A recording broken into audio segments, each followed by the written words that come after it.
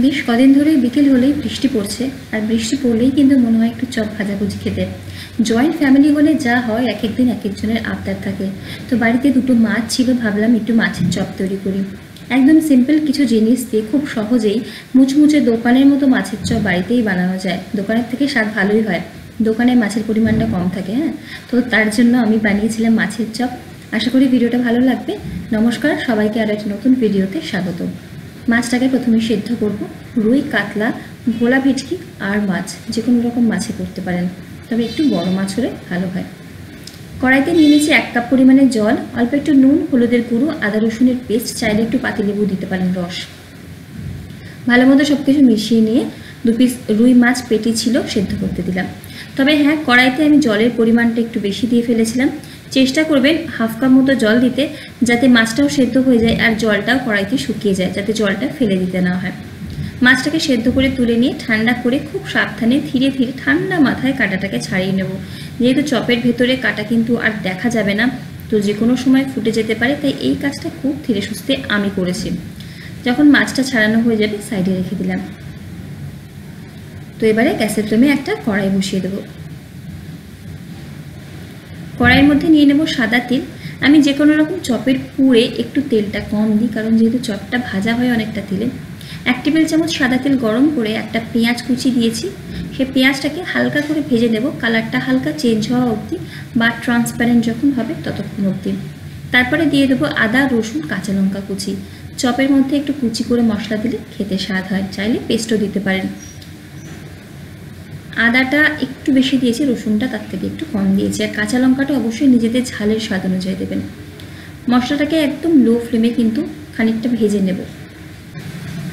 যখন কাঁচা গন্ধটা চলে যাবে মশলার, দিয়ে দেবো সেদ্ধ করে রাখা মাছ, আর একদম লো ফ্লেমে এবারে কিন্তু মাছটাকেও মিনিট খানেক মতো ভেজে নেব বা একটু নাড়াচাড়া করে নেব কড়াইতে। তারপরে দিয়ে দেবো এখানে গুঁড়ো মশলা, 1/2 চা চামচ হলুদের গুঁড়ো, 1/2 চা চামচ লাল লঙ্কার গুঁড়ো, আর এখানে দিয়ে দেবো আমি জিরে গুঁড়ো আর ধনে গুঁড়ো 1/2 চা চামচ করে। গুঁড়ো মশলাটাকে কষিয়ে নিতে হবে যতক্ষণ না কাঁচা গন্ধ যাচ্ছে। যেহেতু তেল কম দিয়েছি, যদি মনে হয় একটু শুকনো লাগছে, অল্প অল্প করে গরম জল দিয়ে মশলাটাকে ভালো মতো কষিয়ে নেবেন। মশলা যখন মনে হবে কষানো হয়ে গেছে, মশলার কাঁচা কাঁচা যে স্মেলটা থাকে সেটা চলে গেছে, এখানে সেদ্ধ করা আলু দিচ্ছি। আমি আলুটাকে হাত দিয়ে ভেঙে ভেঙে দিচ্ছি। চাইলে সেদ্ধ আলুটাকে স্ম্যাশ করে দিতে পারেন, অথবা গ্রেটার দিয়ে গ্রেট করেও দিতে পারেন। আমি এভাবে হাত দিয়ে ভেঙে ভেঙেই দিলাম। দিয়ে দেবো এবারে স্বাদ মতো নুন। এখানে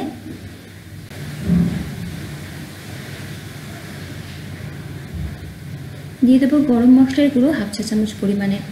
একদম লো ফ্লেমে আমাদের সমস্ত কিছুকে ভালো মতো মিশিয়ে নিয়ে রান্না করে নিতে হবে 2 থেকে 3 মিনিট মতো। আর তারপরে বেশ কিছুটা ধনেপাতা কুচি। চাইলে এখানে এবার একবার নুন আর ঝালের টেস্টটা করে দেখে নিয়ে অ্যাডজাস্ট করে নিতে পারেন। লো ফ্লেমে আরও মিনিটখানেক নাড়াচাড়া করে একটা স্ম্যাশার দিয়ে স্ম্যাশ করে দিচ্ছি। যেহেতু আমি হাত দিয়ে আলুটাকে ভেঙে দিয়েছি তাই স্ম্যাশ করছি। যদি আলুটাকে আগে থেকে স্ম্যাশ করে বা গ্রেটার দিয়ে গ্রেট করে দেন, সেক্ষেত্রে এখানেও স্ম্যাশ করার দরকার নেই। দেখুন, একটা মসৃণ পুর আমাদের তৈরি হয়ে গেছে।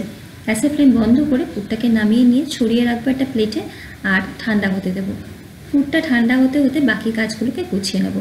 একটা বাটির মধ্যে বেশ কিছুটা এখানে ব্রেড ক্রাম্বস অথবা বিস্কুটের গুঁড়ো নিয়ে নেব। বাড়িতে তৈরি করে নিতে পারেন অথবা দোকান থেকেও কিনে নিতে পারেন। এটা বাড়িতে তৈরি করা ব্রেড ক্রাম্বস, দেখেই বুঝতে পারছেন আশা করি। অল্প একটু নুন, গোলমরিচের গুঁড়ো দিয়ে ভালো মতো ব্রেড ক্রাম্বসটাকে মিশিয়ে রেখে দেবো। চাইলে টোস্ট বিস্কুট এনে গুঁড়ো করে নিয়ে ব্যবহার করতে পারেন। তো এবারে এটাকে সাইডে রেখে দিচ্ছি, আর অন্য একটা বাটিতে 2 টেবিল চামচ পরিমাণে কর্নফ্লাওয়ার বা অ্যারারুট নিয়ে নিচ্ছি। যাদের ডিমে অ্যালার্জি নেই তারা অবশ্যই এখানে ডিম ব্যবহার করবেন। অনেকেই ডিম অপছন্দ করেন, তাই এখানে ব্যবহার করিনি আমি।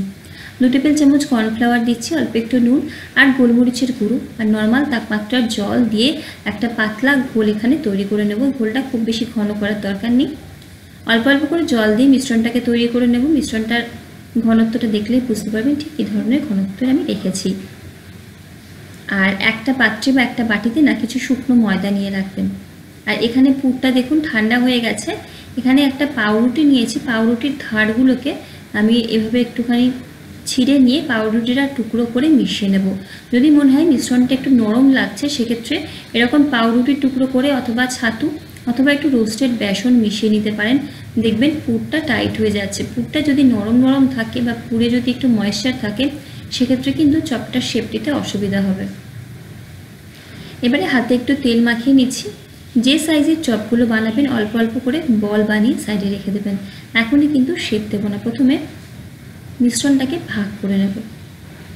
তারপরে প্রথমে এই বলটাকে ময়দার গুঁড়োতে একবার কোট করে নেব, তারপরে দিয়ে দেবো এই কর্নফ্লাওয়ার বা অ্যারারুটের ঘোলটার মধ্যে। চামচ দিয়ে ভালো মতো কোট করে এক্সট্রা ঘোলটাকে ঝরিয়ে নিয়ে বিস্কুটের গুঁড়ো বা ব্রেড ক্রাম্বস দিয়ে ভালো মতো কোট করতে হবে। এই ব্রেড ক্রাম্বসের কোটিংটা বেশ চেপে চেপে করতে হয়, একটু সময় নিয়ে করলে ভালো মতো কোটটা করতে পারলে কি হয়, চপগুলো ভাজার সময় কিন্তু ভেঙে যায় না। তারপর আবারও ডাবল কোট করব, মানে আবারও একবার কর্নফ্লাওয়ারের ঘোলের মধ্যে কোট করে নিয়ে ব্রেড ক্রাম্বসে ভালো মতো চেপে চেপে কোট করে নিলেই আমাদের কিন্তু ফিশ কাটলেট বা ফিশ চপের শেপটা দেওয়া হয়ে যাবে। একই রকমভাবে সবকটা তৈরি করে এয়ারটাইট কন্টেনারে করে ডিপ ফ্রিজে রেখে দিতে পারেন 7 দিনের জন্য। যখন ইচ্ছা হবে 1 ঘন্টা আগে ফ্রিজ থেকে বার করে নিয়ে ভেজে নিতে পারেন। কড়াইতে পর্যাপ্ত পরিমাণে সাদা তেল গরম করে নিয়ে এখানে চপগুলো একে একে ছেড়ে দেব। দোকানে সাধারণত ওরা একদম ছাকা তেলে ভাজে, যেহেতু বাড়িতে আমরা কম তেলে ভাজি, চপের ওপর দিকটায় কিন্তু দেখুন গরম তেলটা পড়ছে না, খানিকটা বেরিয়ে আছে, তার জন্য কি হয় চপগুলো ফেটে যায় ওপর থেকে। তাই জন্য এভাবে গরম তেল ছেটাতে থাকবেন যতক্ষণ না চপগুলো খানিকটা সেট হয়ে যাচ্ছে। তারপরে একদম গ্যাসের ফ্লেমটাকে মিডিয়াম টু লোতে করে উল্টিয়ে পাল্টিয়ে সোনালি করে ভাজবো। একদম লো ফ্লেমে ভাজলে চপ প্রচুর তেল টানবে, আর হাই ফ্লেমে ভাজলে কিন্তু চপটা ভালো মতো তৈরি হবে না। মিডিয়াম টু লো ফ্লেমে রেখে সোনালি করে ভেজে নিয়ে টিস্যু পেপারে এক্সট্রা তেলটাকে ঝরিয়ে নিয়ে কাসুন্দি আর স্যালাড দিয়ে সার্ভ করুন, অথবা চায়ের সাথে সার্ভ করুন। গরম গরম খেতে কিন্তু ভারী মজা হবে। অবশ্যই এভাবে একবার বানাবেন যদি আগে কখনো এভাবে বাড়িতে মাছের চপ বানিয়ে না থাকেন। ভিডিও ভালো লাগলে লাইক, কমেন্ট, শেয়ার আর সাবস্ক্রাইব করে পাশে থাকবেন। খারাপ লাগলেও পাশে থাকবেন, জানাবেন কেন খারাপ লাগছে, যাতে আমি উন্নতি করতে পারি। আজ এই অবধি, দেখা হচ্ছে পরের ভিডিওতে। সকলে ভালো থাকুন, সুস্থ থাকুন, হাসি খুশি থাকুন।